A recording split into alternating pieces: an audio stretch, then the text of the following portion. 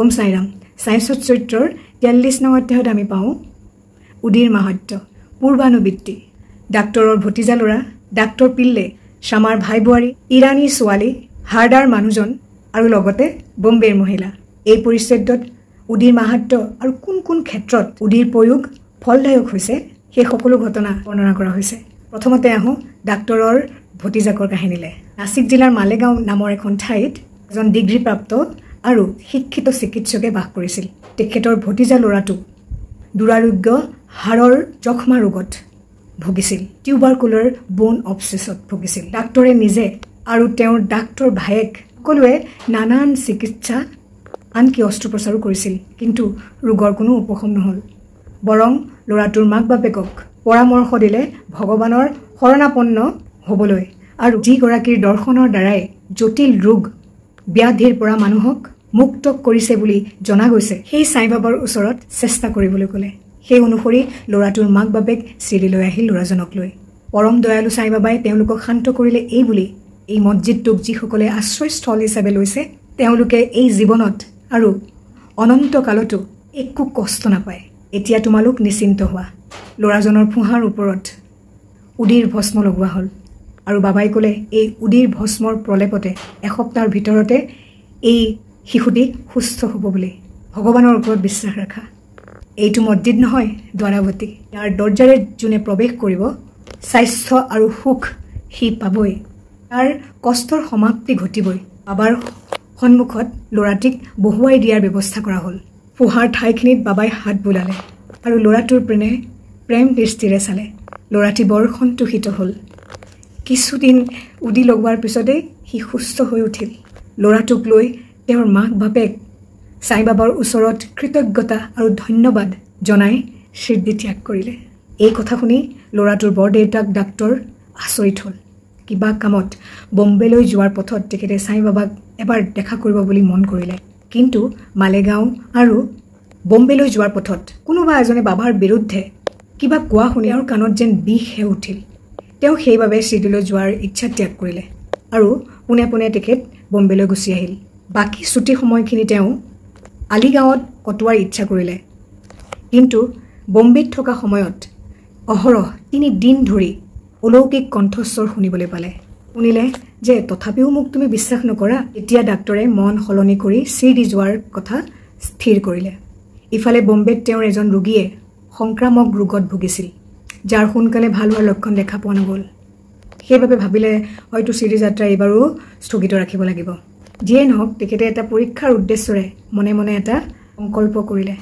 যদি ৰোগী আজি ভাল হৈ উঠে তেনেহ'লে মই কাইলৈ সিদ্ধিলৈ যাম বুলি ভাবিলে স্ময়কৰ কথা এই যে যি সময়ত তেখেতে সেই সংকল্প লৈছিলে ঠিক সেই সময়ৰ পৰাই ৰোগীৰ জ্বৰ কমিবলৈ ল'লে আৰু তেখেতৰ তাপমাত্ৰা স্বাভাৱিক হ'বলৈ ল'লে তাৰ পিছত সংকল্প অনুযায়ী সিদ্ধিৰে গ'ল আৰু বাবাক মছজিদত গৈ প্ৰণাম কৰিলে সাই বাবাই তেখেতক এনে অভিজ্ঞতা দিলে যে তেখেত বাবাৰ এজন অন্তৰংগ ভক্তলৈ পৰিণত হ'ল 4 দিন সিদ্ধিত থাকিল আৰু বাবাৰ আশীৰ্বাদ আৰু উদি লৈ বম্বেলৈ উভতি আহিল কেইমাহমানৰ পিছতে তেখেতৰ পদোন্নতি হ'ল আৰু তেওঁ বিজাপুৰলৈ বদলি হ'ল ভতিজাকৰ ঘটনাই তেখেতক বাবাৰ সান্নিধ্যনে আনিলে আৰু সাই দৰ্শনৰ পৰাই সাই বাবাৰ চৰণৰ প্ৰতি তেওঁৰ হৃদয়ত অবিচল প্ৰেম সঞ্চাৰিত হৈছিল এতিয়া আহোঁ ডক্টৰ পিল্লেৰ কাহিনীলে ডাক্তৰ পিল্লে নামৰ সাই বাবাৰ অতি অন্তৰংগ এজন ভক্ত আছিল সাই বাবাই তেখেতক ভাও বুলি মাতিছিল সাই বাবাই প্ৰায় তেওঁৰ লগত কথা বতৰা পাতিছিল সকলো কথাতে পৰামৰ্শ কৰিছিল আৰু অনুচৰ হিচাপে তেখেতক বিচাৰিছিল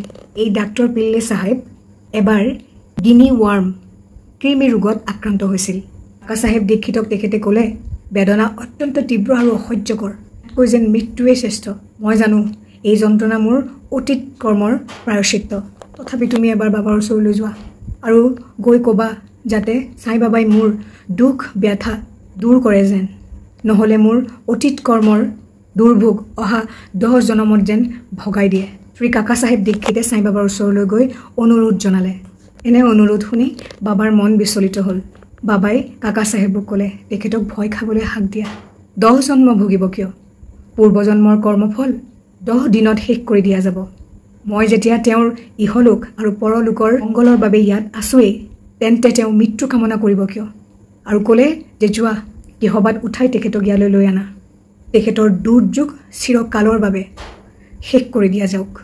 সেই অনুসৰি ডাক্তৰক অনা হ'ল। বাবাই নিজৰ গাদীৰ গাৰু ডাক্তৰক দি ক'লে, শান্ত হৈ আৰাম কৰি ইয়াতে শুই দিয়া। কৰ্মফল ভোগ কৰি জয় কৰাটোৱে হৈছে আচল উপায়। আমাৰ কৰ্মই সুখ দুখৰ কাৰণ। সেইবাবে যিয়েই আহে তাক এনেদৰেই গ্ৰহণ কৰিবা। ডক্টৰ চাহেবে ক'লে, নানা চাহেবে তেখেতৰ ভৰিত বেণ্ডেজ কৰি দিছে, কিন্তু তাকো আৰাম পোৱা নাই। বাবাই উত্তৰ দিলে, নানাৰ কোনো বুদ্ধি নাই, বেণ্ডেজটো খুলি পেলোৱা, বোলে মৰি যাবা। এতিয়া শুনা, এতিয়া এজনী কাউৰী আহিব তোমাক টুকুৰিয়াবলৈ, তাৰপিছত তুমি ভাল হৈ যাবা।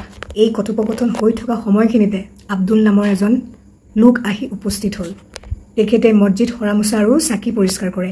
সেই সকলোবোৰ কাম কৰি থকা সময়তে তেখেতৰ ভৰিখন গৈ ডক্টৰ পিল্লেৰ মেলি থোৱা ভৰিখনৰ ওপৰত তেওঁৰ ভৰিৰ হেঁচা পৰি গ'ল। ডক্টৰ পিল্লে যন্ত্ৰণাৰ চিঞৰি বাখৰি লগে লগে ফুলি থকা ঠাইটুকুৰৰ পৰা হেঁচা পৰাত 7ডালমান কৃমি লৈ আহিল। কিছু সময়ৰ পিছত তেখেত শান্ত হ'ল আৰু কোনো সময়ত কান্দিবলৈ আৰু কোনো সময়ত গান গাবলৈও ধৰিলে। তেতিয়া পিল্লেই জানিব বিচাৰিলে, বাবা কেতিয়া কাউৰী আহি মোক টুকুৰিয়াব? তেতিয়া বাবাই ক'লে, আৰে কাউৰীজনী তুমি দেখা নাপালা? এই আব্দুলেইটো সেই কাউৰীজনী।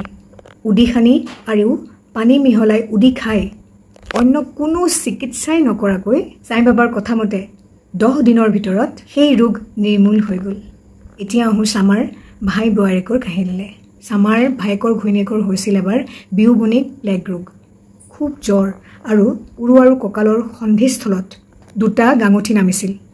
বাপাজী শিৰডিলৈ চামাৰ ওচৰলৈ দৌৰি গৈ তেওঁক জনালে আৰু আহিবলৈ ক'লে। চামাই স্বাভাৱিকতে খুব ভয় খালে, কিন্তু অভ্যাসমতে চাই বাবাৰ ওচৰলৈ গৈ তেওঁৰ সাহায্য ভিক্ষা বিচাৰিলে। বেমাৰ গুচাই দিবলৈ ক'লে আৰু লগতে ভায়েকৰ ঘৰলৈ যাবলৈ অনুমতি বিচাৰিলে। এতিয়া চাই বাবাই ক'লে, ইমান ৰাতি নাযাবা, উদি পঠিয়াই দিয়া। গাঙঠি উঠা আৰু জ্বৰৰ বাবে ইমান চিন্তাৰ একোৱে কাৰণ নাই। ভগৱান আমাৰ পিতৃ, তেওঁৱেই মালিক। তোমাৰ ভাই বোৱাৰী অতি শীঘ্ৰে ভাল হৈ যাব। এতিয়া নাযাবা, কাইলৈ ৰাতিপুৱাই গৈ সোনকালে ঘূৰি আহিবা। আৰু উদিৰ ওপৰত চামাৰ সম্পূৰ্ণ বিশ্বাস আছিল। বাপাজীৰ হাতত উদি পঠিয়াই দিলে আৰু সেই উদি টিউবৰ ওপৰত সানি দিয়া হ'ল আৰু লগতে অলপ উদি পানীৰ লগত মিহলাই তেখেতক খাবলৈ দিয়া হ'ল।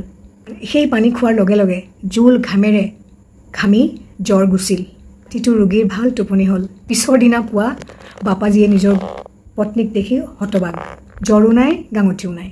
পিছৰ দিনাখনেই বাবাৰ অনুমতি লৈ চামা যেই বাপাজীৰ ঘৰ পালে, গৈ দেখে বোৱাৰীয়েকে জুহালৰ কাষত বহি চাহ বনাই আছে। চামাও আচৰিত হ'ল।